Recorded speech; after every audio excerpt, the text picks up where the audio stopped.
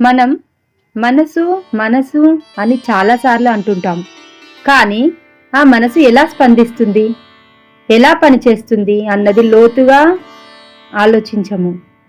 ఇప్పుడు సింపుల్గా లోతుగా అర్థమయ్యేలా చెప్పుకుందాము. మనసు రెండు భాగాలు.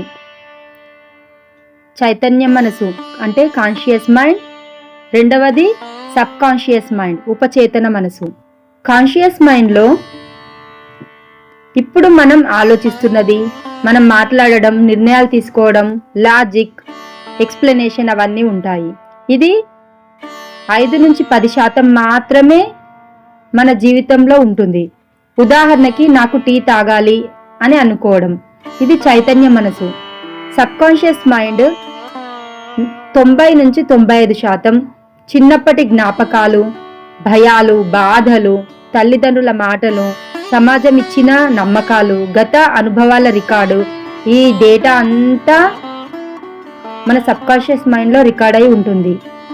మనం వాటిని గమనించకపోయినా సరే అది అంతా మన లైఫ్ డేటాని మొత్తం స్టోర్ చేసి పెడుతుంది. ఉదాహరణకు ఒక సంఘటన జరిగినప్పుడు ఎవరైనా గట్టిగా మాట్లాడితే మన కాన్షియస్ మైండ్ గట్టిగా మాట్లాడాడతను అని అనుకుంటుంది. మన సబ్ కాన్షియస్ మైండ్ చిన్నప్పుడు నన్ను కూడా ఇలా గద్దించేవారు, నేను విలువ లేని వాడిని అనే పాత డేటా ఉంటే వెంటనే దాన్ని కోపం, బాధ, భయంలా బయటికి చూపిస్తుంది. అంటే స్పందన ఇప్పటి పరిస్థితి వల్ల రాదు, పాత రికార్డు వల్ల వస్తుంది. కాన్షియస్ మైండ్ ఎలా పనిచేస్తుందంటే దానికి నిజం అబద్ధం అనే తేడా తెలియదు. మీరు మళ్ళీ మళ్ళీ ఏమి అనుకుంటే అదే నిజమని నమ్ముతుంది. మీరు నేను బలహీనుణ్ణి అని 100 సార్లు అనుకుంటే అది ప్రోగ్రామ్ చేస్తుంది. మీరు నేను శాంతిలో ఉన్నాను అని అనుకుంటే అది కూడా ప్రోగ్రామ్ అవుతుంది.